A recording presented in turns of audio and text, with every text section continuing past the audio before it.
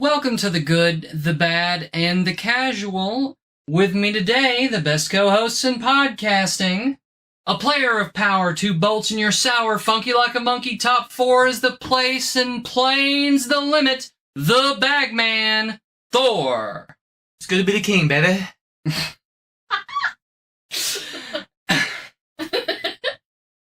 She told the pony lords to jump for their lives. She warned of the impending danger of gas-powered sticks. When there's trouble afoot, she'll throw a blanket over it, and after we're done recording, she can have 1 peanut butter square, but not until after they cool off. The gratuitously gregarious Ember! Pony lords, jump for your lives! The only appropriate response. Oh, folks, we are glad to be back with you, recording very late for us on this, the 23rd day of July 2023, since storms. Oh my gosh. 60-mile-an-hour winds, people. We got some Trivial Pursuit in with Thor, though, so that's a thing. I won, if anyone's keeping score. He had like 16 cards. And I'm keeping score always. He won by like 2 cards. That's fair. I was close. A W's a W. W's a W. We have got a lot to talk about today, which is shocking to me because when we discussed recording this particular podcast on Thursday, I had no idea what we were going to talk about. And now I have got 2 pages. So lots happened. Let's get after it.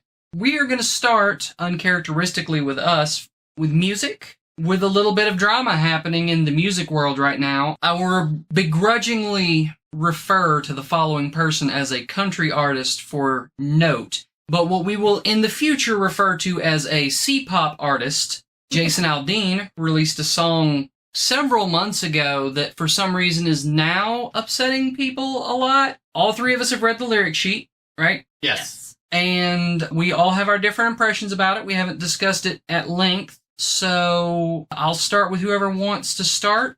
Ember? So I read the lyrics. In my opinion, they are very aggressive lyrics. There were certain pieces of terminology that made me uncomfortable, that reminded me of some things that have happened, and I will not get on a soapbox and talk about political opinions because that's not what this podcast is about. But in my opinion, I can see why people are angry and upset, and I don't care to support somebody like that. People talking about him, of course, is talking about him, but I think this song is problematic, and I can see the problems in the song. That's fair enough. Thor? This is a non-issue to me. Are the lyrics inherently racist or whatever? No. Was it a good idea to release something with this terminology at this time? No. Did Jason Aldean write the song? No. So nothing matters. It's a bad song anyway. No one should talk about it. I'm done. Yeah. I feel pretty similarly to Thor on this one. We're talking about it because it's a people hot topic right are talking now. about Yeah, it. sure. Totally fine. I can't be bothered. I don't care. I think there's something to be said here for an old adage that doesn't hold exactly true, but is relatively true, and that is the defense is taken and not given. If you read something into the lyrics, you're right, because it's your interpretation. Like all art, it's all interpretation. It's not good. This is like the only reason that I'm talking about C-pop right now is because this song, it's the worst genre in music right now. I couldn't care less. I don't think anybody in this genre, even the genre that it thinks it is, released a song worth listening to, in my opinion, in the last 20 years? I wouldn't go 20, but 10 at least. At least. Jamie Johnson has a couple of good songs. But is he in the genre? He's country. Yeah, He's at least on the radio in his country. he's in the supposed genre, Yeah. but not Whatever. the actual genre. The actual genre doesn't exist on the radio. And honestly, with all of the other important issues that are going on right now, putting focus on something like that to kind of piggyback off of what Thor said, we really shouldn't. Just ignore it. If it offended you, okay, It offended you, go on, be offended, drop it. The biggest issue for me isn't the song, it's we had nothing for people to argue about. So let's make another us versus them situation so that we can keep people talking on sites to get numbers up or whatever this is. Because that's what it is. It's just about making us versus them so people jibber jabber. That's frustrating to me. Yes. Because it's a non-issue. And it's a waste of time. It's dumb. It does break my heart a little bit because there used to be people in country music that talked about real issues, that were real problems, that really needed fixed. Almost none of those problems are fixed. And we're still living in a world where we have the problems and the artists are talking about things that are so far from the point right now. We need another Johnny Cash bad. Agreed. Like really, really bad. Or we know Bob Dylan's still alive, but when was the last time he wrote a protest song? Like, we need another protest song generation. That generation of people who were writing music during Vietnam, where they had opinions, those opinions were relevant and interesting, and they were giving them, and people were getting into it, and a lot of that music still holds up, because it was great, and it made a point, and it mattered. I agree. I hate where we're at. I really do. I hate where music is in general. Yes. Yeah, it's a shame. Depressing. It's a shame. I will say this. Ember and I were in a record shop yesterday. Cute little record shop. Locally owned thing. I talked to one of the people that worked there about Clutch, asking if they had any albums, to which he told me, yeah, at his house, where he had taken them all home. Fair play to him. But he gave me a few suggestions, one of which was Asteroid, was the name of the band. The album specifically that he told me to listen to was 2, which came out in 2010. I've listened to a little bit of it. It's not bad. I like it. Super sludgy, like slow, but head-banging, heavy, good stuff. If it's sludgy, doomy, stonery, there's a high % chance I've heard it on Spotify Shuffles or whatever. That's a standard. It's pretty good stuff. I'm going to listen to it more. I don't have a song recommendation, but by next time I might. I'll check it out and we can compare notes. We can talk about it next time. It'll be more fun to talk about than Who's This What's It from C-Pop. Yeah, next time. Speaking of things that aren't nearly as good as they used to be, I'd like to talk about movies for just a second, and I do mean just a second. Fair to point out that 2 days ago, both Barbie and Oppenheimer released. I actually sincerely really want to see Oppenheimer. I couldn't care less about Barbie, but Same. There's a chance I'll see it at some point when it's on something and it doesn't cost me any money. Zero chance I'll go to the theater and watch it. Too much pink. I am not going to talk here about watching either of those things or my impressions or encourage anybody to watch them as long as there's a strike. Yep. I'm just not going to do it. So I have my own opinions about the strike. I believe you should still do what you want to do, and because What's Out Now was not written by the scabs. What's Out Now is the writers still. So if you want the writers to get paid more, in my opinion, I don't know anything's real, you should show that, yes, their stuff is good and we want to buy it. In support for that. That's actually a really good point I didn't think about. It's not my original idea. I got it from Neil Gaiman, and I trust him on lots of things. So that's a fair point. It's a good point, a good opinion to have. I will note these things as of right now on Metacritic.com. Barbie is rated by critics at an 80 out of 100, which is not terrible. That's pretty good. But it does have a 5.3 out of 10 for users. I will caveat that by saying that I read some of those negative reviews, and those people look like they're also very fond of the song we just talked about. So that's all I'm going to say about that. I've seen a lot of that on Twitter as well. It's a movie that's going to get hate based on what it is. Yeah. Oppenheimer has an 89 out of 100, which is pretty good for Metacritic. I believe there was only one critical review that was considered negative, which they consider, for Thor, they consider anything, I think, under a 50 or maybe under a 60 is a negative. Okay. So nobody just dumping on it, and the user score is a 9.0. I'm excited to see this movie whenever I get a chance to, so I'm glad it's good. I'm super curious about it. I know of Oppenheimer and what he's known for, but I don't know a lot of that story, so I'm curious to see it as well. So here's the thing. This is not something we're ever likely to do a whole podcast on, but I know a ton about the U.S. nuclear program, about nuclear energy, about specifically the Chernobyl incident in Ukraine. These were topics of interest for me as a kid, and I deep dived into them. So I know a lot of this. I'm super excited to see how they portrayed that information, because there are a ton of cool, interesting stories from that situation that should make great entertainment. And if I watch it and I don't see them, even if the strike isn't over and I don't want to talk about my impressions of the movie here on the podcast, I may tell some of those stories just because they're fascinating. There's just a lot of cool stuff. It's super cool history. Super cool history. You got me really into it because I didn't know a lot about it. I'd heard of it. I sort of knew what happened, but through your talking with me about it and sharing stories, I was very curious to learn more. And the more I've learned, the more interesting and terrifying it is to know about that incident and the things that happened in nuclear energy itself. I would be interested in hearing some of it, because the history I deep dived into had significantly more battle axes in it. That's fair. Nothing wrong with that. Not that I dislike this history, I just sort of still surface level, I would guess, for me. And hey, look, we have socials. I'll plug those at the end. If you want to hear more about it, tell me, and I'd love to talk about it. I'd do a whole podcast series on that if I had people to talk about it that knew what they were talking about. It's kind of like having a whole wrestling podcast when you don't have a wrestler on it. Doesn't really make a lot of sense. But cool history.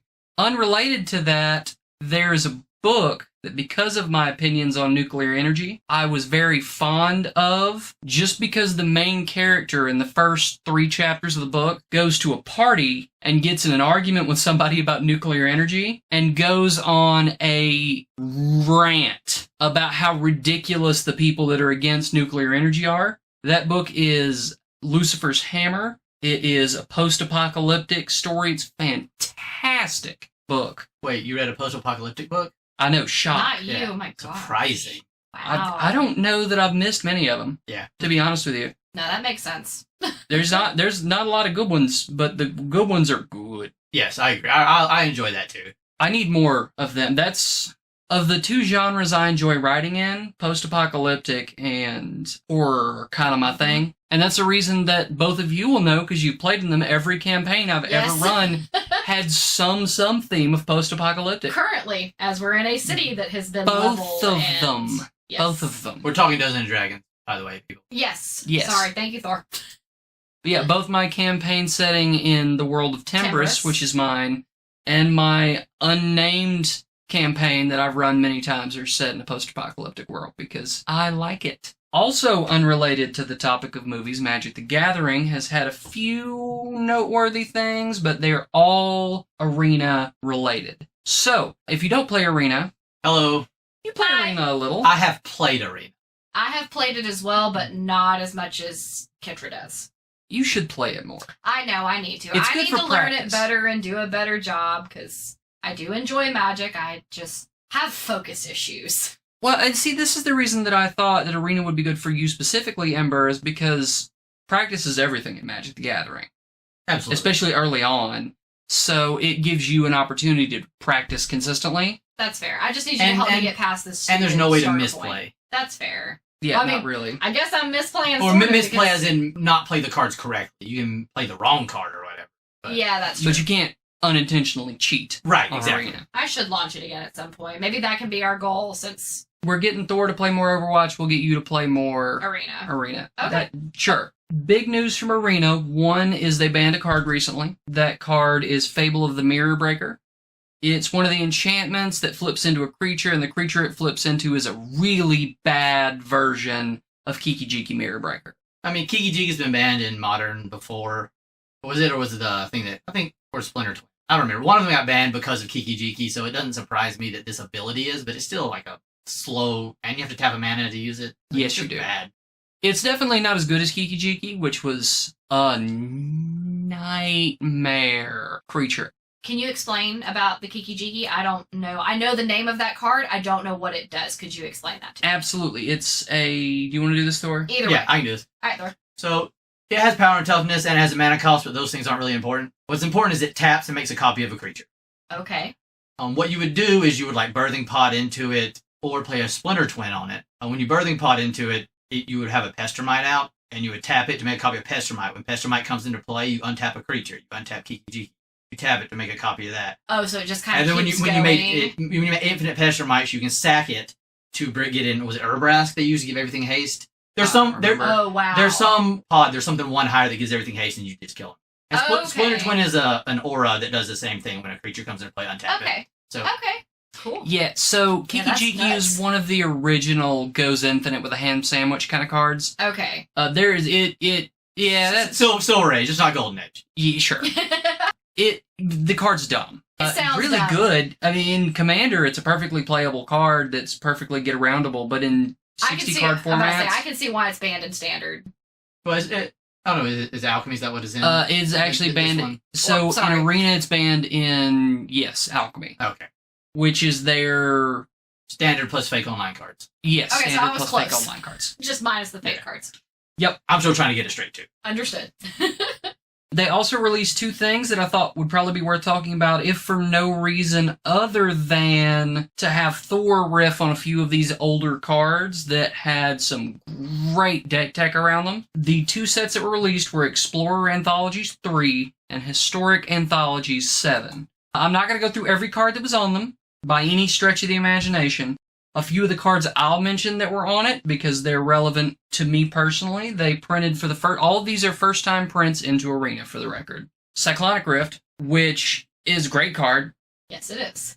Especially for Commander formats. It's a less potent here. The thing that makes Cyclonic Rift iconic in Commander, or EDH, is that when you are playing a multiplayer format, and you can push everybody's board back to their hand, it's doing a ton of work.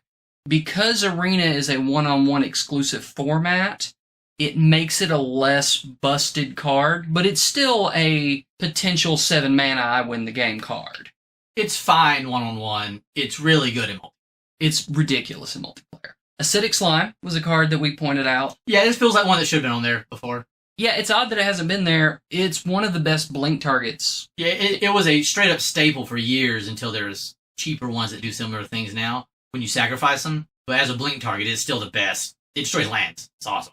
Ooh, and that's nasty too. So, Ember, Acidic Slime comes in, it destroys a creature, artifact, enchantment. No, not Enchantment, artifact, land, and it has Death Touch. That's disgusting. One of those you get to pick. That's disgusting. Yeah, it's really, really good. The worst case scenario is you play it and they don't have any of those things. All right, I will blow your land up. It kind of gives you choices, which it's like almost like a multi-tool that you could pick something.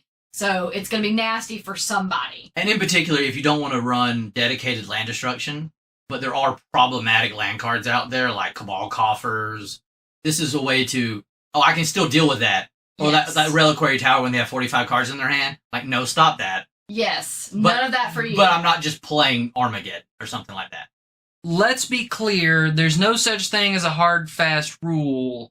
And in this case, the don't blow up people's lands in Commander because that's not fun rule does not apply when you are getting 14 black mana from a Cabal Coffers every turn, or when you have 50 cards in your hand and the only reason you're not discarding them is Reliquary a Tower. Reliquary I Tower. mean, there's a lot of other like anything that's super utility like that could win a game. This is a totally fair game. Like another card that's on this list, Thespian Stage, which is not nearly as good on Arena as it is in actual Magic because it's not as combo-y. Yeah. But a card that needs to go away. I was excited about it until I realized you can't really do anything with it. It's pretty just good. Like there's no Cabal Coffer, so you can't like quadruple your mana real fast. And there's no Dark Depths, which is the main one, because you can just tap 2 and Thespian Stage and make a copy of Dark Depths. And because it has no counters on it, you immediately sacrifice it and get your 20/20. Dang. Really, really Yeah, good combo. very It's good the combo. thing that made Thespian Stage worth money. Yeah, I mean it's in a Legacy. I think it's still in the Legacy lands decks. Sword of Fire and Ice, fun card. One of my favorite cards of all time. I'm glad to see they're adding the swords because I would like to build an equipment deck at some point. In the sets that they have printed since Arena has been a thing, the equipments have been garbage. There is not enough good equipment to build a good equipment deck. It's just not there. So every time they print one of the swords in, stoked to see it. But the ones I wanted to get with Thor on, one is Deathrite Shaman. I mean, absolutely fantastic card. It got a little annoying overused for a while. But I mean, it keeps your opponent's graveyard in check. It mana ramps you. It's a bird. It's a 1/2. It can block Goblin Lackey. It's one of the best 1-drops in any format where creatures are relevant. That's literally what I was going to say. It's one of the best 1-drops I've ever printed. And it's a split color 1-drop, which makes it even more versatile. that's But you can't utilize the full thing unless you're in both colors. Sure. That's fair, but even still, if you're running a mono black deck, still probably worth running it. If you're running a mono green deck, might still be worth running Almost it. certainly not in the mono green. Because if you want Grave Hate, there's better options with Scavenging Ooze. Scavenging Ooze is a fantastic card. If you're mono green, it's probably not worth it. There's better options. But in black, if you need some mana ramp in black, it's there. I would point out, I don't think Scavenging Ooze is legal on Arena. I don't think it's been printed. I have no idea what the Arena. So I would say that it's an important card for Arena because having played some Historic in Arena, graveyard stuff is a problem. I've ran multiple times where when I played something that exiled somebody's graveyard, they just quit. I mean, that's overcommitting to your graveyard. I agree. So but you can afford to overcommit when there's no good cards to punish you for doing it, which is why I think this was a great print, really. And I guess if you're going to release Bloodghast into the world, you probably should put the Deathrite Shaman in. Was just about to move to Bloodghast. Fantastic card reprint. Fantastic card. Really dumb. Actually, one of my favorite cards. Landfall, it comes back. It's a 2/1 for 2. If they have 10 or less life, it has haste. But the point is you sacrifice it, you play a land, you get it back. Okay. So if you have Perilous Forays out, you literally get every basic land in your deck out. That's pretty sweet. So that's awesome. Any sort of sacrifice, it comes back, sacrifice comes back. Play a fetch land, first trigger, fetch your land, next second trigger comes back. Okay. It is the main engine in one of my Commander EDH decks. Sweet. And I've seen it played in all formats, pretty much. And because it's a card you probably would have missed, they printed a card standard recently. The 5-mana green creature, green and 3, that makes all creatures that aren't tokens you control lands. So if you have 2 of them, and That's dumb. any sack outlet, your sack outlet goes infinite. Yeah. Okay. So it's fun. It's good. It's solid. And piggybacking off of that theme, Primeval Titan. Now, they reprinted all the Titans, but specifically Primeval Titan. I don't think this will last long. I was in the format where Primeval Titan was a thing, and almost 80% of games, in my just random guess, came down to who can steal, kill, have the most Primeval Titan activations. You were telling me that the other day when you were just talking about the card with me. You kill it, you reanimate it, you bribery them to get their prime time, because it just mana ramps you every time it attacks. It doesn't just get basics, it gets any land you want. Oh, dang. That's stupid. It was a very unfun format for, 2 years or so? Yeah, it wasn't fun. It got banned. I think they banned it in Standard. No, it was just a... Did they not They make never it out of banned it, Standard? no. But it definitely got banned out of Modern. Did it? 100%. Oh, yeah, because it can get Tron. Yeah. It's one of a very short list of cards that's still banned in Commander. Dang. That list is super short, and most of that list is just like, no, you can't play Moxes or Black Lotus or the Power 9, the rest of the Power 9, or when your list is mostly that, if you ban something, it's serious. And it was, I think, an auto-include in the first list. No, it couldn't have been because it wasn't you could play around it for a little while. list, yeah. You could play it for a little while, and then they were like, no. Same thing to do with Hull Breacher, basically. They let it breathe for a couple years. They're like, this is getting ridiculous, and got rid of it. And the last card was Mortipod. That card goes infinite with a lot of things. Anything that can make mana, it can pretty well go infinite with. If you care about sacrificing it's a things. part of It's a strong card. It's a part of a lot of 3-card combos. And I like the card. It was good and limited. It was fun, and it has some limited play in the standard it was in. It's just a pretty good card that I like. It's a solid card. So it is likely going to change the historic format a lot. Because these are heavy-duty, prime-time, real-life staple cards in real formats in Magic. They're going to affect the format. Inevitably going to affect. And there were other cards I saw that would affect the format too. Yeah. This is a pretty big release, I think. Most of them have been a big deal. This one felt bigger deal than most. For the record, those are on Arena right now. I know there were 25,000 coins because I bought them for coins because I had a bunch saved up. I don't remember how many gems they were. Thor, you wanted to pitch your favorite format a little bit? Oh, yeah. So... We have a tournament coming up. Yes, I'm hosting a tournament. or Hyperextended, which is a made-up fantasy fairy tale format that friends of mine made up, which I'm the world champion of. As previously stated. The one and only world champion. So I'm probably going to see if we can post deck lists and a link to the rules under this. I like more people to be involved in this dumb format. It's fun. Fair enough. We can do that. Yeah, absolutely. Look for that underneath the YouTube video. Last time, we had begun a saga trying to get Thor to play Overwatch. I expected it to take longer, but we got him. Woo! Thor's officially played 2 games of Overwatch. Yes, he has. One with a controller and one with the keyboard and mouse. Which did you prefer? Probably keyboard and mouse, but I'll probably play more with the controller because I don't want to move my laptop from the living room. Makes sense. Fair Makes enough. sense. Who did you play and did you enjoy them? I played Dorvy Man, Torbjorn? Mm-hmm. Torbjorn with mine because I didn't have any real people unlocked at whoever you start with. And I went like 1 and 5, I think. But I got a kill and I'll take it. But I'll say, hey, that's a kill. He seemed fine. I don't think he's my playstyle as far as in-game goes, as far as how he looks. Definitely my style. Yeah. And then I played the mystery random thing with mouse and keyboard. And the 2 people I enjoyed was the hamster in the ball. Or Wrecking Ball. Wrecking Ball, okay. I enjoyed him, and I enjoyed was it Bridget, I think? Brigitte, whatever. I'm Irish. It's Torbjorn's daughter, actually. For the record. Oh, cool. Yes. So the other one I like. And with the whip and the shield, and yeah, that was, I like 3 and 8. Didn't do terrible. I've 3 seen and worse. 6, 3 and 8, something like that. I've been with people that did worse. Mm-hmm. So yeah, I'm not a complete failure, but I knew you weren't going to be. it is a shooter, and I don't particularly like them. It is more fun playing with people you know and talking. 100%.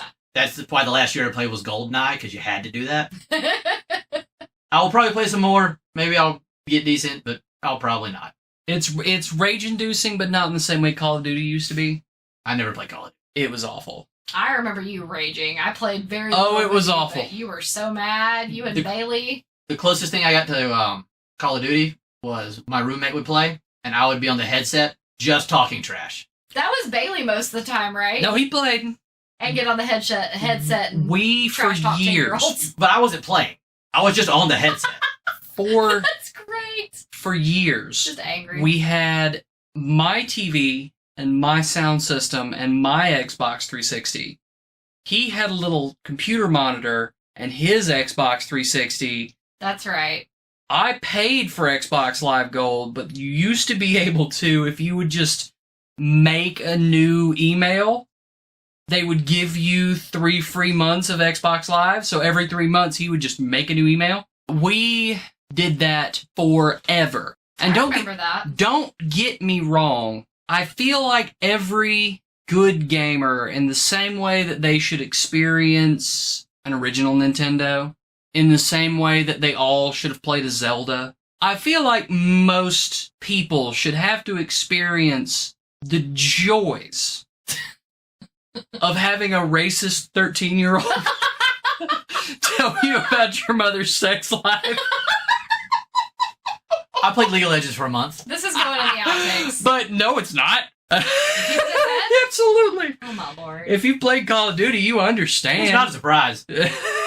I just don't play remember Call him- of Duty, and I know this. As we've mentioned before, games communities have toxicity levels. Overwatch is like a 6 out of 10.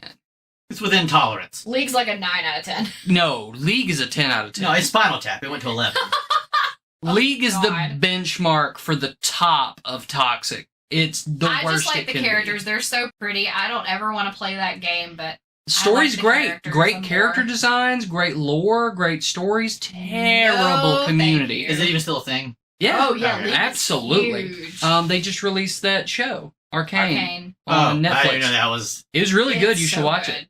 I would give Call of Duty like a 9 most of the time. It could get to a 10, but most of the time it was at a 9. Overwatch is a 6. It can be a 7, but not a lot of people use mics on Overwatch, which was at least on PC. I cannot speak for the Xbox or PlayStation communities of Overwatch. I can speak for PC. Not a lot of people have microphones, so any toxicity is kept to the chat box, which you can easily ignore. I honestly didn't know there was a chat box. Yeah. Very there is. easily ignore. And on the other end of that spectrum, you have like Fallout 76, at like a 2. where just the other day I went to the vault that you first leave and left a little care package of stim packs and rad ways and a bunch of plans I didn't need that weren't worth selling. Because that's what you do in Fallout 76. You help new players. Unless you're a dumb bunny and you're doing an event and you're launching mines or grenades at things and causing giant explosions so then nobody can focus on anything but your dumb mines and explosions. We got to listen to this guy absolutely rage the other day, and it was pretty funny. Yes, First time I've ever heard that, though.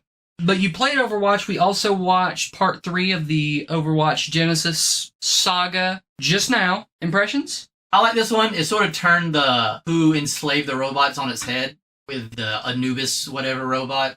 Evil robot turned all the other robots was enslaved, and that some of them felt that way and some still fought the humans. I like that sort of subtle flip of what normally happens. I like the concept of one consciousness sort of being downloaded into all the other, like sacrificing herself. Noble sacrifice to start, being able to be conscious. For the greater good. It was a pretty good story. I'm interested to see where it goes. It could peter out here, or it could ramp up. Who knows?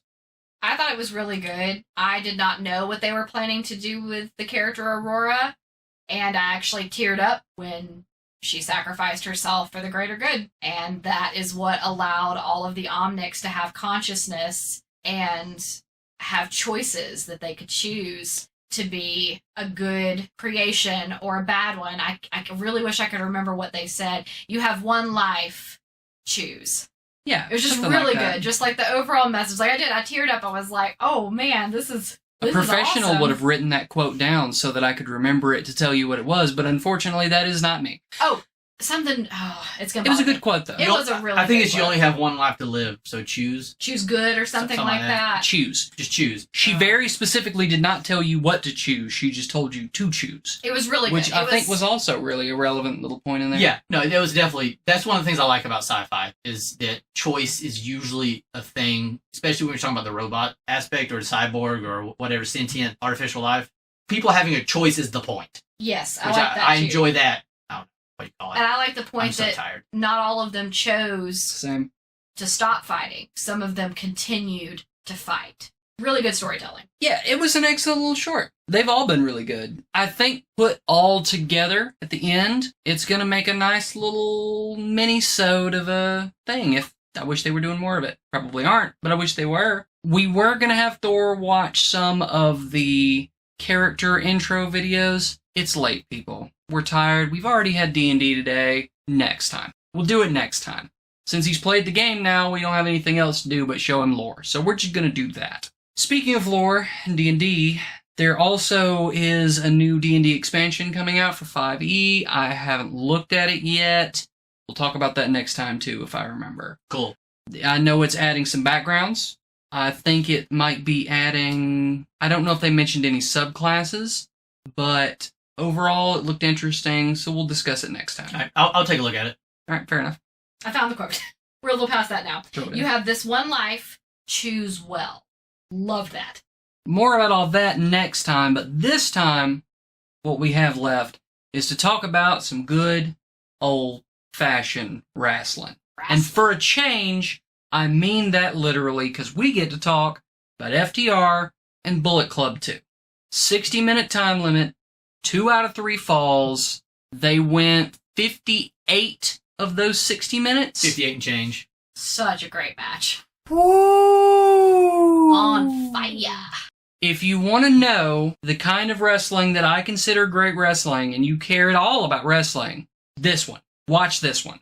As a modern example and good example of modern style and old school style meshed together in a way that works logically, this is the match. It's one of the best matches I have watched that didn't include the Briscoe brothers and FTR.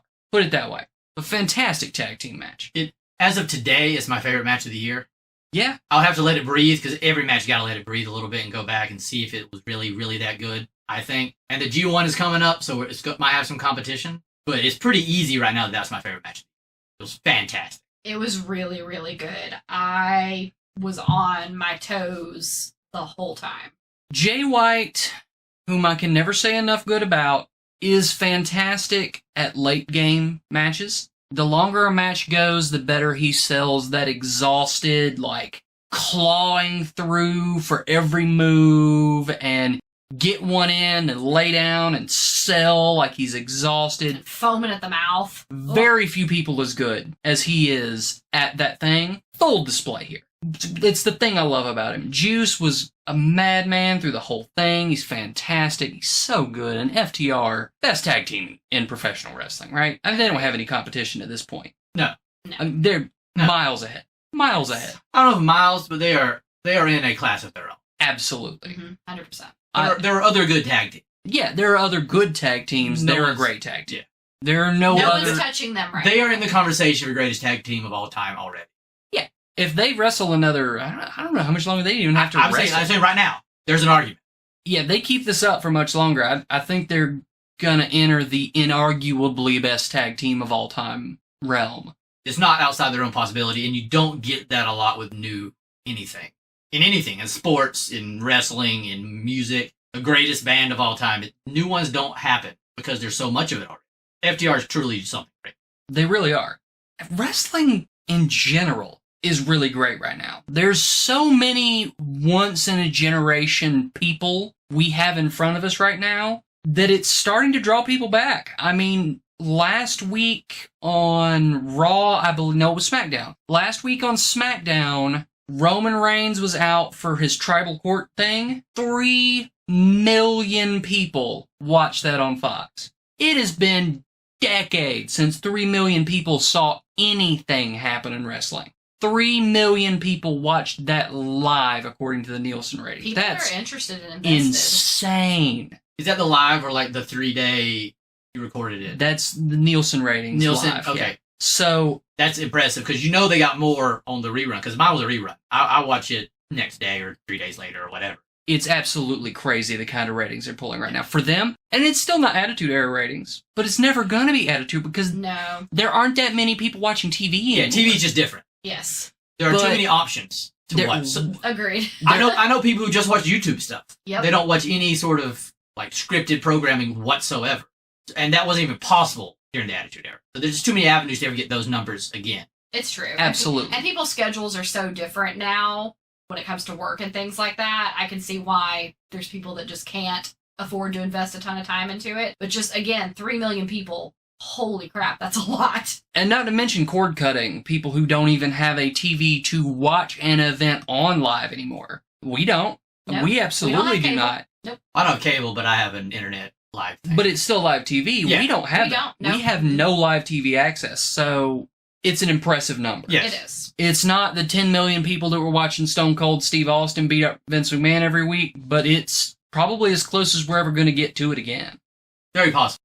Roman's been killing it. Yes. And we've talked about that a lot too, but Roman's been killing it. He's fantastic. Who would have thought 10 years ago when he was getting booed out of buildings because he was the new Rocky Maivia? Suffering succotash. Yeah, suffering succotash. Sorry, easy joke, but I had to make it. Dominic Mysterio. Dom's Followed it up. Dom's pretty good, but then you have your FTRs that are in conversation for best tag team of all time. Rhea Ripley, I think, is already easily in the conversation for greatest female wrestler of all time. Potential to be there, definitely. And no longer than she's been wrestling, the career she is capable of having, if Hollywood doesn't decide that they want her. That's what I'm thinking, that it may be she doesn't stay a long time because she's too good at stuff. I don't know, though. But I don't know. I'm saying that's a possibility as well. It's definitely a possibility. We found out she played soccer. Yeah, did you see this video of her? Almost certainly not. There was a TikTok video of her where Definitely not. they were, well, we didn't see it on TikTok, It was on YouTube. but there was a video of them going around and checking different wrestlers' soccer skills because, for the record, Women's World Cup is happening right now. Woo-hoo! We'll talk more about that on another podcast, but they tossed her a soccer ball and she's bouncing it from knee to knee. She had like her soccer jersey on and everything. She's played soccer before. 100%. And that's where Women's World Cup's being hosted this year. So yes, that's why she's like, come on, Australia. Australia, New Zealand is where it's so Super cool. relevant to her. Yeah, all right. But we have her easily going to be in the conversation for one of the greatest women of all time. We have MJF, who I think is inevitably going to be one of the best heels in professional wrestling of all time. Agreed. And the MJF Adam Cole stuff is absolutely ridiculous. If you haven't seen it, please go find 100% it. goofball perfection. and great, like in the best way possible. Yeah. Yes, we mean that in a positive way. All right, so something someone pointed out to me is when they were doing their skit this last time, they were doing over-the-shoulder camera angles, which is always done traditionally as a villain. But they were doing it over the shoulder of both people. That's great. Which means they're both playing each other, as far as the camera angles traditionally go. That's awesome. Which is what I thought to begin with anyway, because Cole usually plays the non-stupid babyface. Yes. So, I'm thinking they're both being so goofy and then it's going to be a bloodbath. I'll watch that. I'll watch that dog collar match. Mm-hmm. Yeah. Or whatever it ends up being. And he's got to do a different one, because MJF has to be in the best every time type of match. That's fair. Yeah, so it won't be dog. Totally fair. I just wish we had somebody who was more over than anybody in professional wrestling right now. Like, they had that kind of... Like, they're real tall? No, like, they had that stone cold level of, like, really popular with the fans. Though I had heard everybody saying there was this guy named L.A. Knight. Yeah! Who was getting there as being one of the most over people I've ever seen in wrestling. He's over. Yeah, he's super over. They're using him like they're mad that he's over, but he's over. He's getting the Rusev treatment. Yep. Which is absolutely. Such a shame. But he's good. He is very good. And I like watching him. Yeah. And Kid can work. He's 40. Yeah. But Kid can work. Older than we are. Which is Kid can work. What was the thing that you showed me where he was in the ring, he did like a promo thing, and then just like, he was wearing like jeans or whatever, and then just like threw the mic down and jumped back out? Oh, that was the thing we talked about on the last podcast where he came out. It wasn't a match, by the way. No, I don't know if you ever found it. Talking. He just came out and like made clowns of Hit Row. Oh, yeah. Okay. Like beat him up. They got on top of him for a minute, and he ended up knocking one of them out, throwing one of them over the top. That's right. The girl jumped out, and he just did his whole spiel. Yeah. So I'm going to keep this short and sweet. I just want you to tell everybody in the back whose game it is. Did his thing, huge pop, threw the microphone down, left. It was great. It was good stuff. Send him home happy kind of stuff. Yeah. And that was fun. And I'm glad we got to talk about that, because now we got to talk about this. Yay! Do we have to? I don't want to. Oh, my gosh. At the risk of being sued for gimmick infringement. Oh! That wasn't that bad. It was pretty bad. Blood and Guts, the Golden Elite, and the BCC in definitely not War Games. Similar but legally distinct from War Games. Blood and Guts. Thor, say something good about this match, please. The first 3 punches Kota Ibushi threw were awesome. You know, I will agree with that statement. That's about the only thing that... I actively like the table stomp spot until he didn't sell. Yeah. I actually like Pac leaving. Yeah. I just... As soon as Moxley came out, I was like, oh, no. I like how there was magically thumbtacks on top of the cage. Oh, I just like the nail bed that he pulled out from under the ring, and I was like, where did this come from? Who put that there? They have an acupuncturist. Kitra was absolutely raging. I've never seen her so infuriated during a wrestling match. The face she's making right now is the face that she had most of that match, between yelling at a high-pitched octave and just putting her face in her hands and going, why? It was a mess. Does anybody else have anything else on this match? Anything good? Anything you want to say? Because Moxley bleeding everywhere and rolling around in his own blood. I'm worried I'm about to take this over. Ugh. And I don't know how much of this I'm going to be able to use on the actual podcast. I'm going to try to keep this PG-13, people. But I don't want to take over till everybody's had their say. So, Ember, anything else? In all seriousness, it was a mess.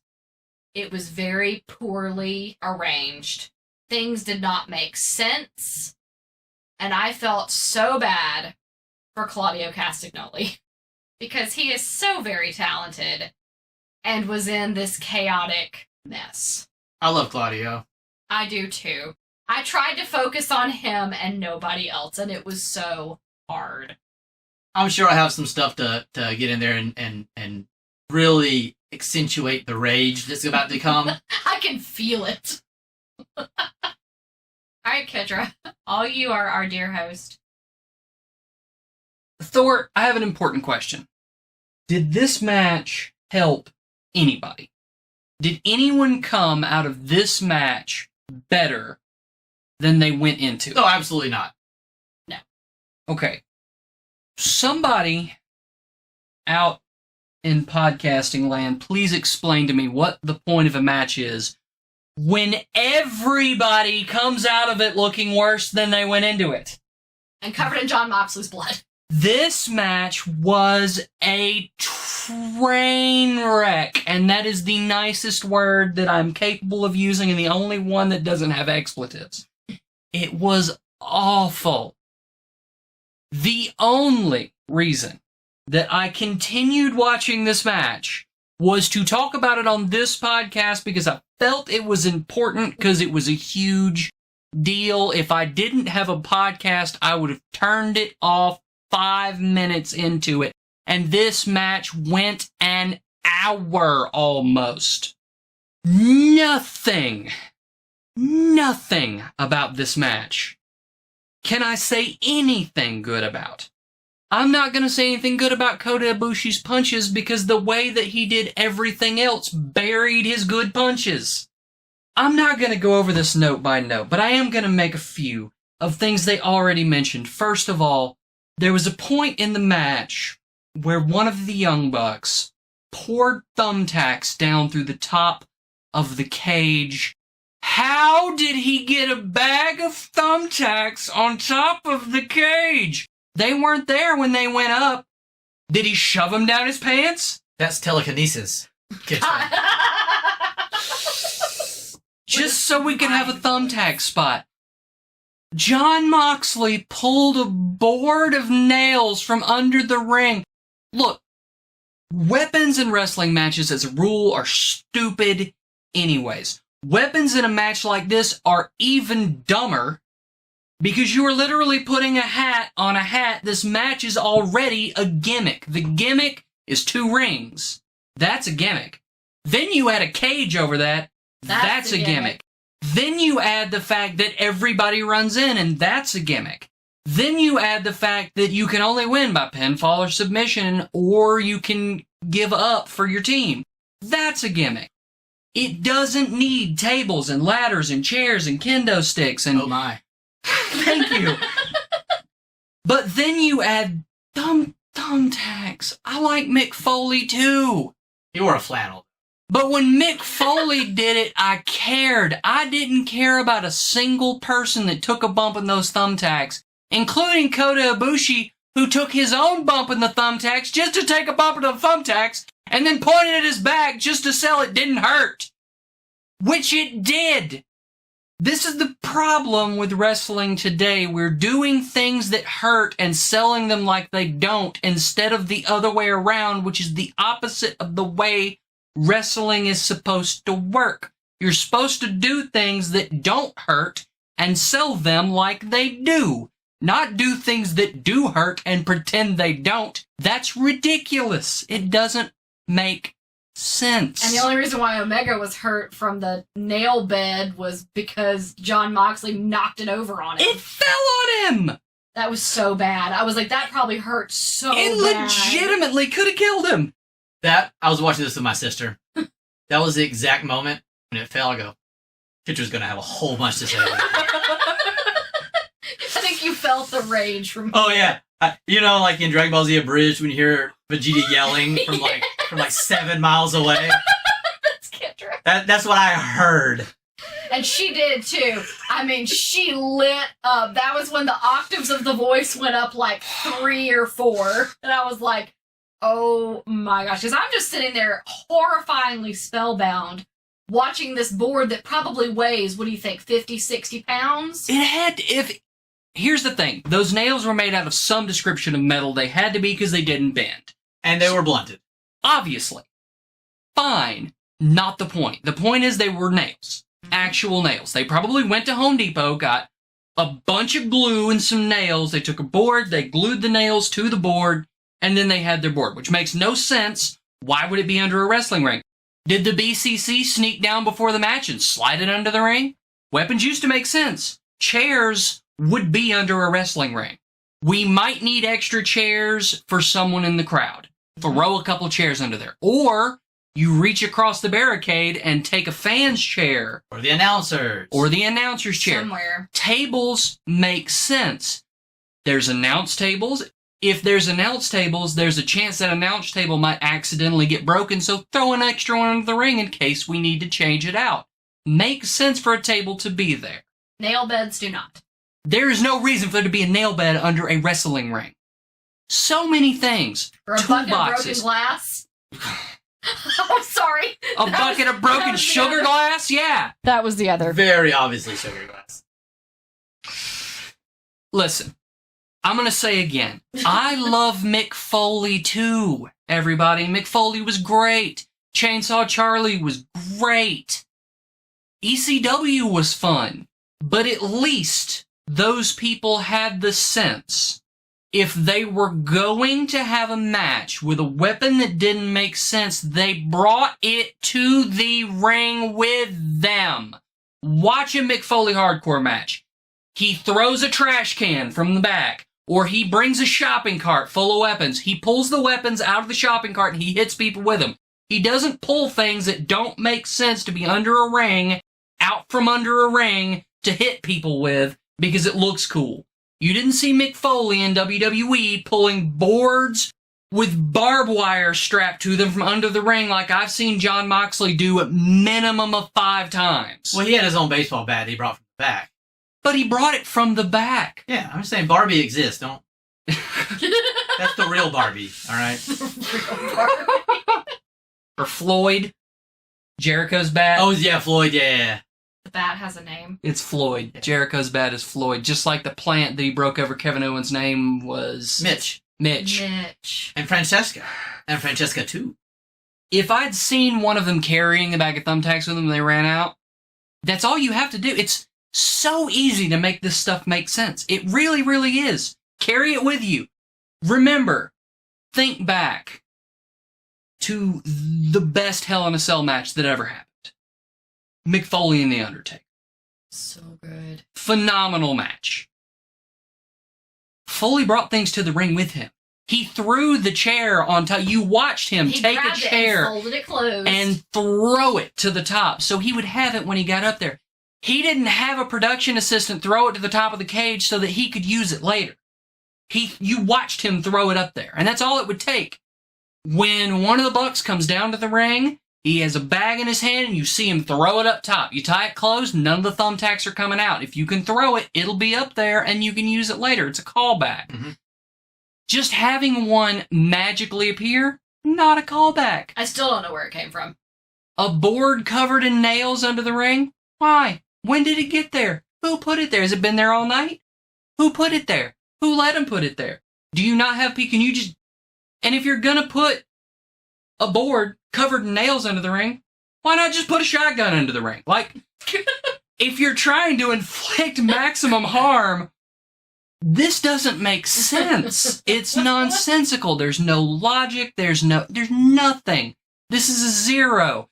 This is a Weasel Dooley two-finger stinker. This is one of the worst professional wrestling matches I've watched in my life, let alone in the last 10 years. It really was. I don't hate it as much as you do. It was really bad. It would be hard to hate it more than I do. And I think it's indicative of a problem, I think probably more societal-wise, is that people don't understand that restraints are what make things good. The more you restrict stuff, the more breaking those restrictions matter. Yes. And when everything's legal, there are no, like you said, might as well have, why aren't there proxy mines? Like, why aren't we going GoldenEye with this? Like, what are we doing here? Yeah. Like, so there has to be the restriction so that the barbed wire baseball bat is brutal and not just another wrist lock. So that people are shocked, like, oh my gosh, I can't believe that's what a lot of this hardcore wrestling has done, is it's made a thumbtack spot into a signature move.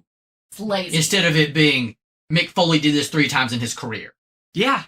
Or Jake pulling out the snake in the bag. That was crazy. Yes.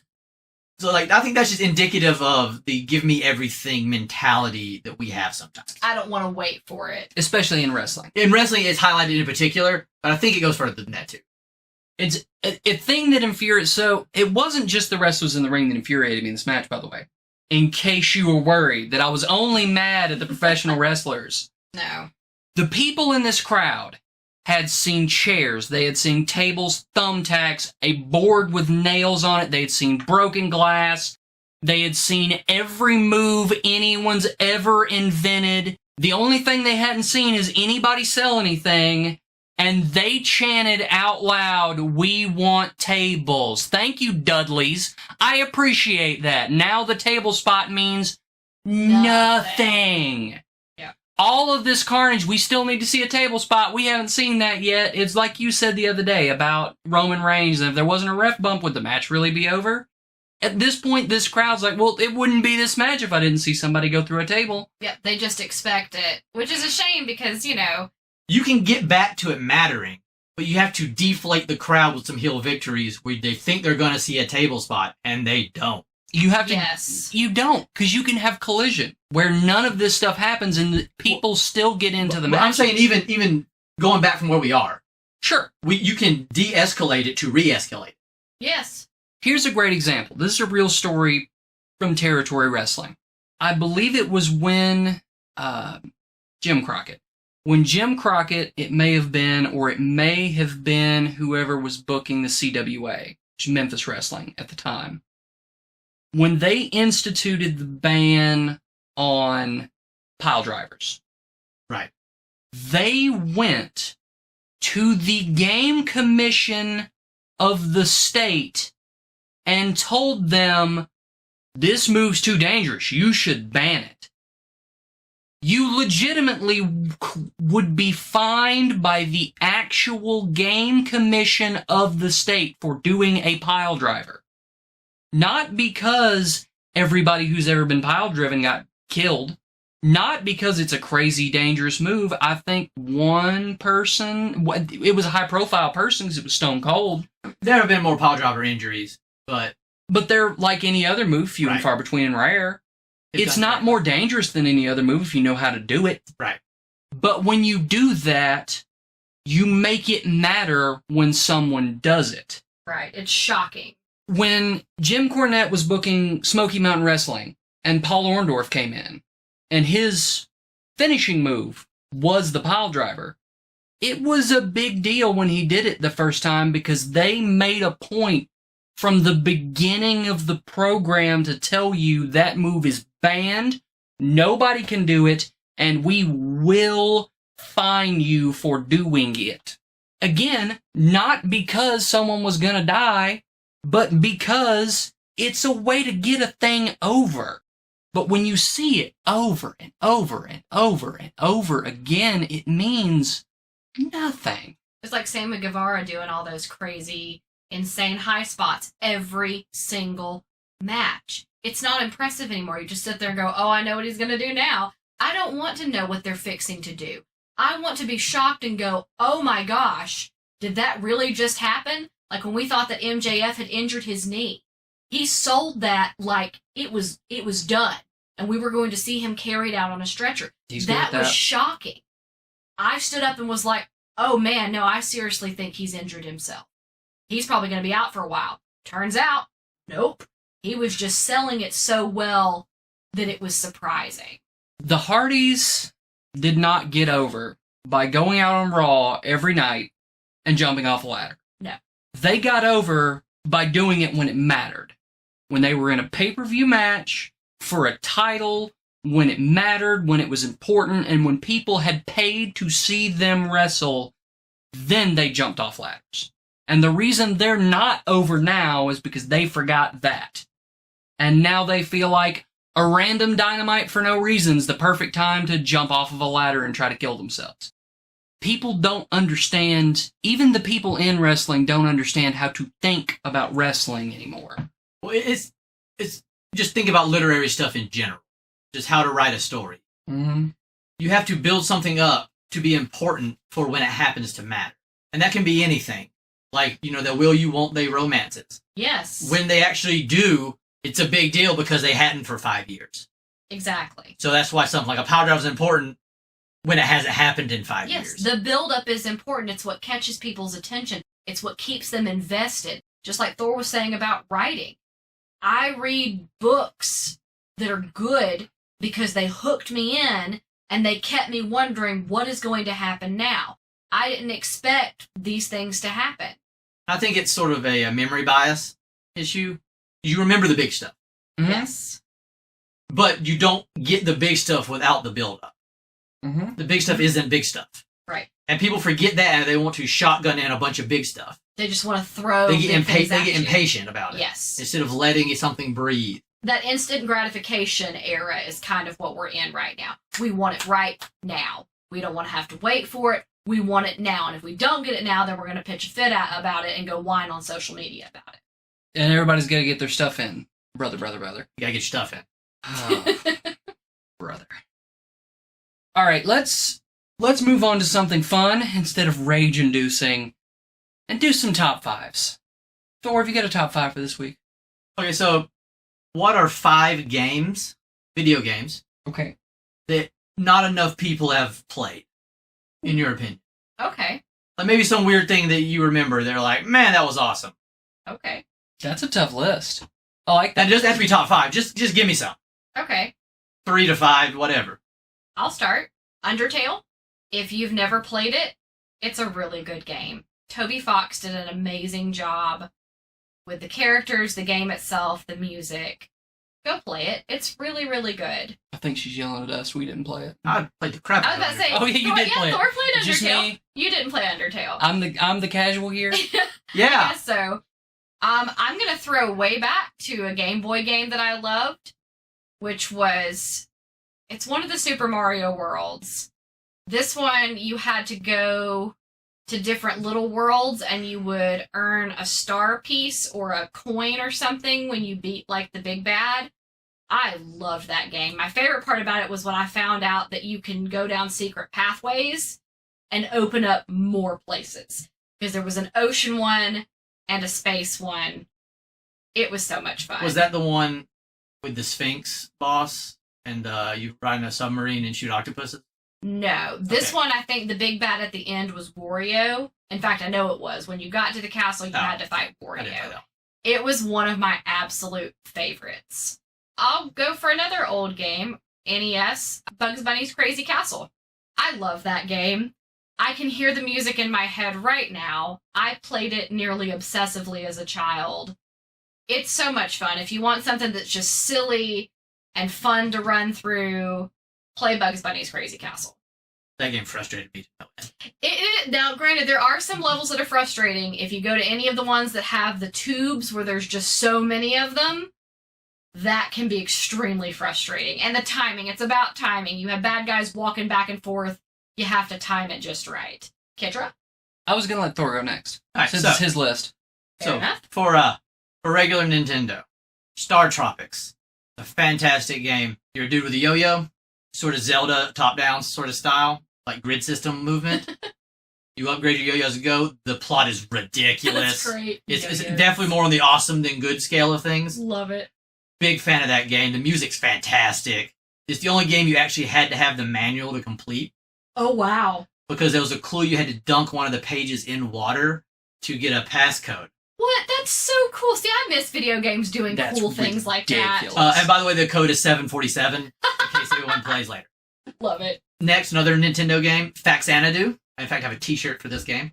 I feel like I've heard of that one. It's Dragon Warrior 4, which was a computer game before it got to NES, and they changed the name because there wasn't any other Dragon Sword. I don't remember. It's technically a fourth in some series, but it's just Faxanadu. It's an action RPG side scroller. You get money. You go to different towns. I really like the combat. It's hard. There's puzzles. You go in the wrong door, and you just lost like so much progress because you got to find the key again. That's awesome, though. Brutal. You get wing boots. You have to fly up places to find. It's so much fun. Sounds fun. What system was this for? Nintendo. Wow. That's insane. Yeah, Faxanadu's fantastic. That's a lot Wow. for a Nintendo game. Some other ones, and some of these I know people have played, but just in my life, no one had really played the Grandia series. Grandia, Grandia 2, Grandia 3, Grandia I've heard of Extremes. those. Yeah, I've They're actually very heard good of RPGs. Let's see. I got some more. I'm sure I do. Well, not off the top of my head, so. All right, I'm ready. The first one, by far, was also... A lot of these actually are going to come from my top 5 favorite games list. is Shadow Hearts. 1 and 2. 2 was the best. 3 was a little eh. They were all for the PlayStation 2. They're a little hard to find now, and they're kind of expensive now. They were fantastic. JRPGs with a weird plot, cool kind of alt history thing. Like in 2, one of the big bad evil guys was Rasputin. Cool. That's cool. One of your party members was Anastasia. Oh, that's cool. It is really, Seems really logical at that point. one of the main characters that gives you quests and stuff is Roger Bacon. He is crazy. It's fantastic. Just short. The character model is like a short little dude with not a lot of hair who's just crazy. But Roger Bacon was also really Roger crazy. Bacon, Yes. not Francis Bacon. No, Roger Okay, Bacon. sorry, both sides. They're both people. Yeah. Yeah. The game was great. Its big gimmick was called the Fate Wheel. So anytime you made an attack or cast a spell, there would be this wheel that would come up that was kind of the mini game of it would spin around and there's a hit area you need to press the button in.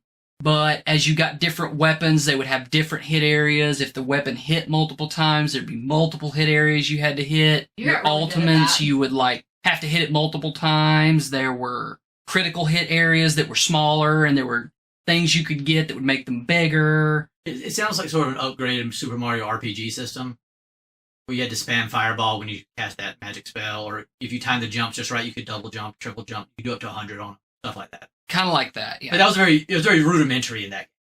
It was a really fun system, and the thing that I never really loved about Final Fantasy games was turn-based felt so impersonal. You choose what you're doing, your character does it, and then you're done doing things until your character chooses another thing to do. This made it feel like your character doing things was an active process. You didn't just choose an option on a screen and go, and sometimes it didn't hit because their defense was this, but your attack was this. You missed if you missed, and you hit if you hit, and it was on you to be better at the system, to miss less. And then you had the risk reward of like, do I try to get a critical hit on this big enemy and risk missing entirely? Or do I just hit him and get guaranteed damage? It made you think more about it. And I loved that. That series is great. Had some phenomenal characters in it. The main character's name is Yuri. Really cool character. He can transform. It's got that sort of thing going on in it. A lot of JRPGs do where you transform into things. It was cool. My next one is going to be for the PlayStation 1, Overblood. So everybody's looking at me confused. Yeah, I don't know that one. Nope, don't know that one. It was very Resident Evil. I don't know where it falls in the release date, whether it came before Silent Hill and Biohazard, which some of you know is the original name of Resident Evil in Japan, or if it came after. But it's very much in that same kind of vein. The difference is whereas Resident Evil was almost post-apocalyptic in its feel, and Silent Hill was horror fantasy. Yeah. Overblood was sci-fi. Okay. I tend to like sci-fi horror a lot. So you wake up, you were cryogenically frozen, you wake up, everyone's gone, you start looking around, and what you find are basically zombies. I don't remember what the explanation for what they actually was, but basically they were zombies. And just like with Resident Evil and Silent Hill, you have very minimal resources to deal with them, so you have to weigh whether or not to use those resources or to try to get past them without wasting resources. A lot of puzzles, a lot of find item A, bring it back here to put it into slot B so that you can move forward. It's very much in the same vein with Silent Hill and Resident Evil, but different vibe. Super fun. It was a good game. If you really do like horror sci-fi, it might be worth trying to find at least on an emulator or something. Yeah, you can yeah, borrow yeah. my copy because I have one. Oh, yeah, that works. We'll talk about it. The next one that I want to mention was for the Xbox 360. That game is Lost Odyssey. Oh, that's a good game. Another RPG. Really good RPG. Fantastic characters, really cool. I talked about it a little bit in my top 5 list. You had 2 different class of character. There were humans and immortals. The magic system was based on items that you equipped. Humans, you had to keep that item equipped on them in order for them to use the item. So if you wanted your human caster to be able to cast 3rd level black magic spells, they had to have the 3rd level black magic thing equipped. But immortals, over time of using it, could learn the enchantment, and then they had it forever.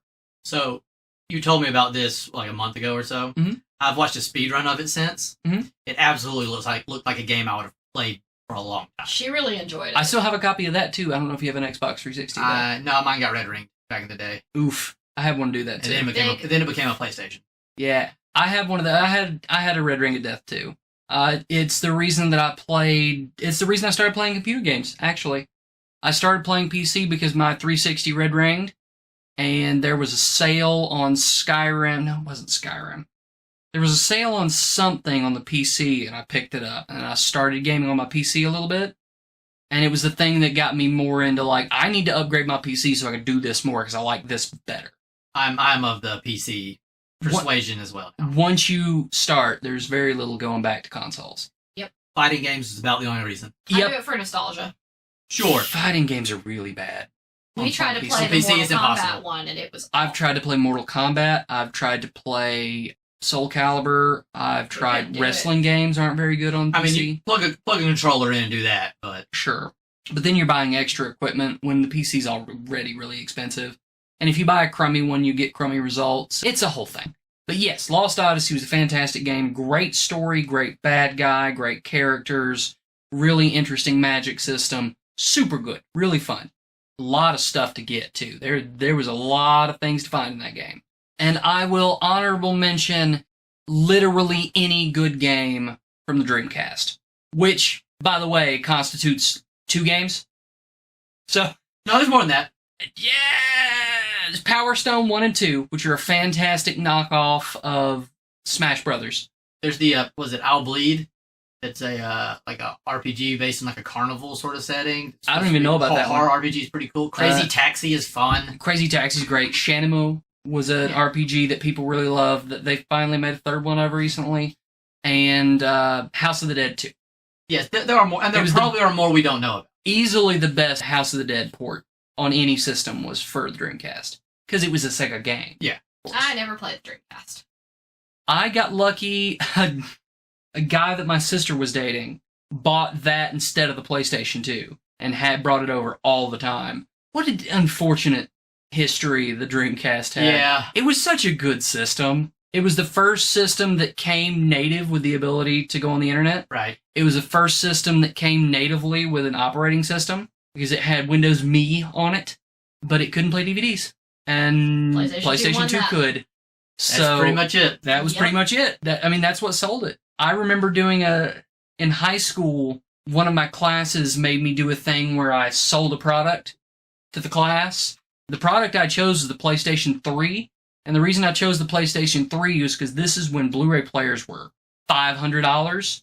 And a brand new PlayStation 3 was $6 and could play Blu-ray discs. Yep. So that was the whole pitch. It's like, you like video games? Cool. Here's your PlayStation for your kids to play video games on. But hey, adults, it also plays Blu-ray. Were you going to spend $500 on a Blu-ray player? Don't. Buy a PlayStation. Kill 2 birds with 1 stone. It sells itself. PlayStation knows what they're doing. They always have. Yep. I've been PlayStation for a long time. I went to Xbox for the 360 exclusively. That was the only system. And then I went right back to... No, I went to PC after that. And realistically, console-wise, I'm a Nintendo person. Nothing wrong with that. So, here's a quick thing we can run down. In my childhood, there was an NES around, and there was an Atari 2600 around. We didn't own them, so I didn't have access to them all the time, but they were around. The first game system I personally owned was a Sega Genesis. Sonic 2, let's go. Woo! Knuckles! Was Knuckles in 2? Yes. There was an expansion cart that you could play in Sonic 2 with Knuckles. Sonic 3 was with Knuckles. Yes. But there was an expansion cart. You plugged in and you plugged Sonic 2 on top of that cart. Yep, and Knuckles you can was play in as Knuckles. I did not have that card. I did. I did have a 32X, though, so I did get to play Doom for the Sega Genesis. That's pretty sweet. Which was fantastic. No, it's not. Go back and do that again. Let's Go back and relive that memory. Let's flash back to a time Where you couldn't where save you your game. needed extra equipment to play Doom on something rather than able to play Doom on everything. And not being able to save anything. Ugh. The next thing I had was PlayStation 1. If you want to talk about obscure games nobody plays or knows anything about, the only game I received with my PlayStation 1 was Unholy War. Was it good? It was pretty fun. Actually, it had 2 modes, which is crazy for a PlayStation 1. There were 2 different modes. The system in it was really cool. It had like a Risk-style board game map where you would take tiles to win an overall battle. Okay. But anytime you interacted with an enemy character, there would be a one-on-one fight with the character that you had and the character that they had, and whoever won the square. So it was like chess extra. Mortal Kombat did that with one of their PS2 games. You played chess with Mortal Kombat characters. Yeah, they 100% stole that from Unholy War. Cool. It was fun. It definitely wasn't the best PlayStation game. I wouldn't put it on that list we were just doing, but it was fun. Then I had a PS2. First system I ever bought with my own money was an Xbox 360. Which I bought with graduation money. And that was pretty much the last game system I had. Thor? My dad had a Nintendo, so I played a lot of that. I have a bunch of Nintendo games, which is why I love the system so much. I had a ton of games.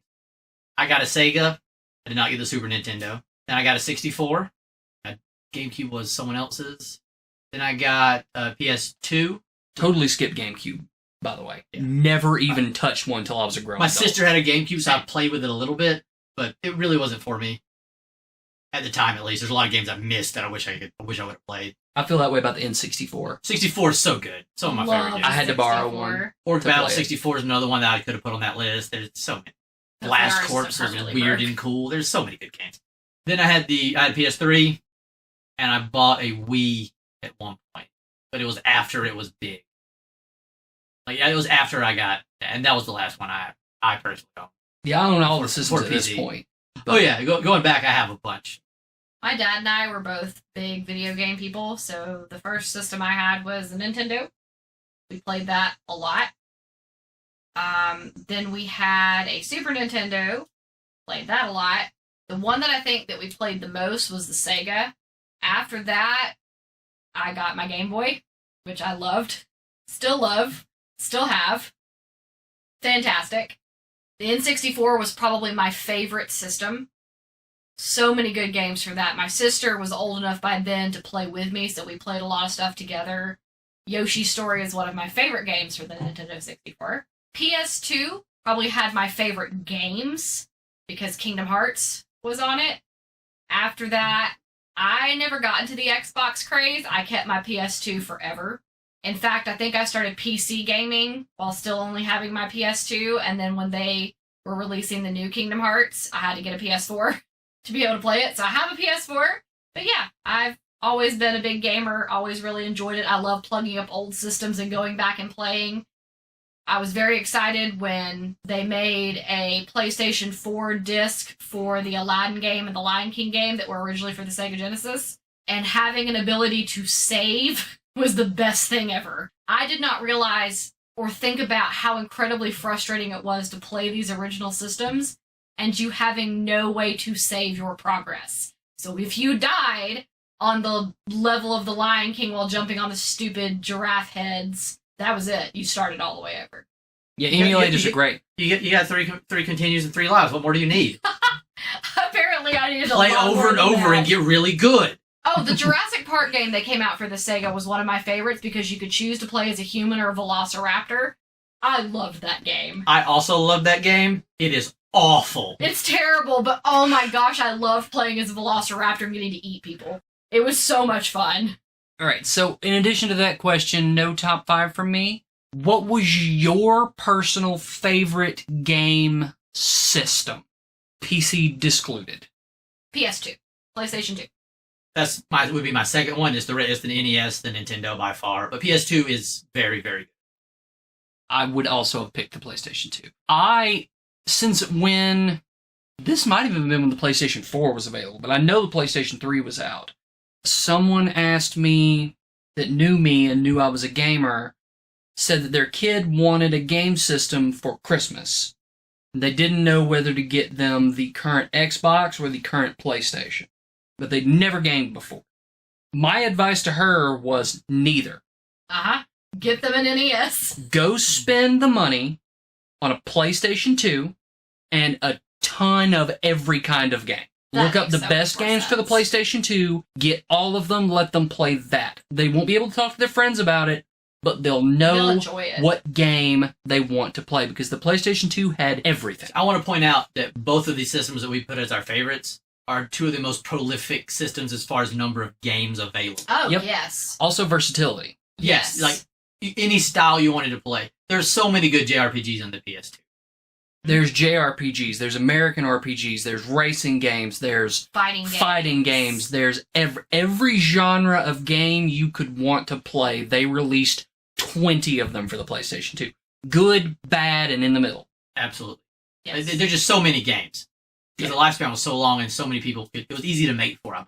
Mm-hmm. And the same thing with the Nintendo, the NES. Ember, you got a top 5 for us? Yes, I'm going to do top 5 animated films. That can be from any company. I'm not going to specify this time around. I might the next time we have a chance to do a top 5. But top 5 animated films. Animated as in American animation, animated as in Japanese animation, or animated as in either? Either. Across the board. Oh, that makes it so much harder. Do you want me to go first? Yes, I do. Absolutely. Okay, so I'm probably going to throw in a few that people probably haven't seen. One of my absolute favorites is called Flight of Dragons. If you know the company Rankin Bass, they're the ones that did like The Hobbit, the animated version, and The Lord of the Rings, the animated version. I love the movie Flight of Dragons. It's very D&D. If you've never seen it, see if you can find it or snag a copy of it. It's really, really good. And if you like dragons, hence the title, you'll love it. As somebody that grew up always loving dragons, loving to draw dragons, it's a great film. Was that the movie that had the really solid explanation for how dragons could fly? Yes. Yes, it did. It talked about how the inside of their body is like a honeycomb. They have to eat limestone. They have an organ in the roof of their mouth that they would run their tongue over to create a spark. It's actually based on a book. The book is really expensive. It's hundreds of dollars expensive. It's not the same as the film. The book is supposed to be based on the main character in the story, as if he wrote it. It's very good. Another animated film that I really enjoyed, I could list these for hours, but Princess Mononoke is one of my favorite Japanese animated films. I think out of the Ghibli films, Totoro is my absolute 110% favorite, but Princess Mononoke is up there for just the amazing storyline, the characters, the beauty, and the message that went along with it. The next one is a bit controversial for me because the first time I saw this movie, I was actually pretty horrified and I had to turn it off. But the animated version of Watership Down, which, by the way, disclaimer, it is not a kid's movie. Please do not show this movie to your child. It will traumatize them. I made the mistake of thinking it was just a cute film about rabbits. It is not, but it is a great story, and having read the book, it is a great adaptation of that book. Netflix also did a series, which was very good. So it's very good. If we're going Disney, my favorite, of course, is The Lion King. I loved that movie as a small child. I still have my stuffed Simba from when I was 7 years old. I was all about that for years. I can quote that entire movie from start to finish. Can confirm. That is how many times I have seen this film. Hence why I also love the Sega game. Another movie that I feel like gets kind of buried and did not get enough attention is Treasure Planet. Speaking of Disney films that just came out and were amazing and then just kind of people forgot about, it is such a great movie. It's a great story. It has great music, great characters. If you've never seen Treasure Planet, you really, really should. It's basically a space version of Treasure Island. So definitely go and see that. The Secret of NIMH. That is such a great film. It's also a book. It's called Mrs. Frisbee and the Rats of NIMH. I recommend you read the book too. I'm a fan of that old animation style. Again, the Rankin Bass style that were basically watercolors and traditional style. And I know it's so much easier to put things on a computer and do CGI, but I miss the classic cartoon style. The Secret of NIMH is a great movie. It's another one that has amazing characters. It has a great story. It'll make you laugh. It'll make you cry. It'll kind of put you on the edge of your seat. If you've never seen it, I really recommend you seeing it. It's fantastic. And those are my top 5. Well, not top 5, but those are 5 animated films I really liked. All right, so you stole one of mine. Oh, Me too. I'm sorry. Secret of NIMH for me. Oh, it's so Growing up, that was one of my good. favorite books. I read it in like 4th or 5th grade, and I loved it. Very good. So some others for me, Batman: Mask of the Phantasm. Okay, yep. Very, very strong movie. So for Disney, my favorite is The Great Mouse Detective. Great movie. Another super underrated thing. Yes. I like anything with Sherlock Holmes in it. It's pretty so many categories. That'll be easier. My favorite anime is probably Akira. Another amazing film. We've I've got still to get Kitra to yet watch to it. sit down and watch it. We need to sit down and watch it because it's a shame that you have It never is seen it. a It's trippy, but very weird good. movie, and I'm a big fan. I have it in DVD format, I have it in on my computer format, and I have it in VHS format, and I've still not yet to watch it. We will watch it. That will be a goal for maybe the next couple of podcasts is to get Kitra to watch it, and then we can talk a little bit about it. Yeah. I only got one more in my head right now, but it's sort of a cheat because it's only half animated. That's okay. But it's Who Framed Roger Rabbit. Oh, that's fantastic. No, that absolutely counts. I love that movie. I'm a big Bob Hoskins fan. Yes. That era with animation and live action was a great era, too. I mean, then that is the one. I mean, I could do some claymation stuff, maybe. Go for it. That counts. Like, I like Night Before Christmas is really good. Oh, so good. If you're adults, I like Team America World Police, to be perfectly honest. I'm not sure if it holds up and is awful now, because I haven't seen it in a while, but Hey. it could be a terrible thing to say. I feel like that probably didn't age well, but it was Right. definitely funny at the time. At the moment I watched it, it was great. Yes. Kitra? Okay, I'm going to start number 1, definitely favorite, all time, Mulan. We talked about this last time. It was on a previous list. It's on this list too. No question, easily favorite, love it, fantastic. Next, I'm going to go with Vampire Hunter D Bloodlust. Very good. Now, there's Vampire Hunter D, which was the original one. And it was fine. But that was a series of a few episodes, I believe. Bloodlust was a one-shot movie. Real good. It's that gore-style anime, so if you don't want a lot of blood in your anime, I don't recommend Don't watch it. But It's real very good. good. The animation's very pretty. it was, especially for the time, it was pretty. Yes. I enjoyed both. They were both good. Mhm. Yeah, I'm definitely not piling on to That's- Vampire Hunter D, but Bloodlust was the better of the two, in my opinion. I was trying to think of a different Miyazaki film to choose than you did, but I can't. Because Princess Mononoke is That's your favorite? easily his best and easily my favorite. I'm so glad I got to share that with you. It is the stepping stone to anime, in my opinion. If you have a person and they've never watched anime and you want them to like anime and you're trying to introduce them to a lot of the good ideas in anime, Princess Mononoke is a great primer. Because you get some of the gore and violence of anime, but you get some of the sweet storytelling of anime. You get an excellent style of animation. You get a lot in a very tight Yes. package. Miyazaki does a beautiful job with his films. And the American voice acting cast was fantastic. Billy Bob Thornton. Yeah. Let's see. Billy Bob Thornton was one. Claire Danes did San's voice. Mora's voice is an Who's the important person, too. X-Files chick? Gillian Anderson. Yes. Karen did Gillian Mora's is- voice.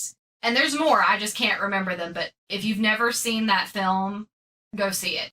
I wouldn't recommend it for a kid under like probably 12 because there is some strong gore parts in it. It's not the whole film, but there are some parts where you're like, oh my gosh. Especially if So- you're not expecting it. Yes, so I don't recommend it for PG-13. young kids. Yeah, PG. I'm actually pretty sure that's what it's rated is PG-13. It's a very PG-13 movie. So from there, I'm going to go with Ninja Scroll. I enjoyed that one too. Really solid little anime. But Ninja Scroll was real solid. It's another one that really falls on that ultra-violence. Yeah, absolutely. Sorta. That Fist of the North Star is that genre. It's that of- early 90s, late 80s, Berserk, Fist of the North Yeah. Star, exploding punch stuff. Yeah. I'm fond of that genre in general. And that one's a great example of it. I think they know what they are and they do what they are well. I can't think of another one right now, so what I'm going to say is Resident Evil Degeneration. They did an animated Resident Evil with Leon Kennedy. It was a never lot saw of that. fun. Yes, you did. You watched it with me. I don't remember. That's not shocking, but you did watch it with me, Don't and it remember at was all. fun. I enjoyed it, and I like Resident Evil, so Resident Evil anime, here for it. Before we just run off and leave everybody, I do want to say real quick, this is not something I prefer to do, and it's something I've tried to avoid until now. But an inevitability of the situation is that we need to tell you we have social media accounts. In the description of this video, I intend to put a invitation to our Discord server, which I've just made. If you have joined the Discord server by the time the episode after this one has been posted, I do intend to make a special private lounge for just those people. So there's your incentive to hop over there so you can keep track of what's going on with us. We also have a Twitter. That is TGBCpod on Twitter. Our YouTube channel, I'm not a beggar, and I'm not begging for subscribers. But the fact of the matter is, until we get a certain number, we're still going to be doing this just for fun, people. And we'd love to be able to put money as well as effort into our attempts here. So help us out with that. I have no pride. Please follow us. We want some free monies. Thank you.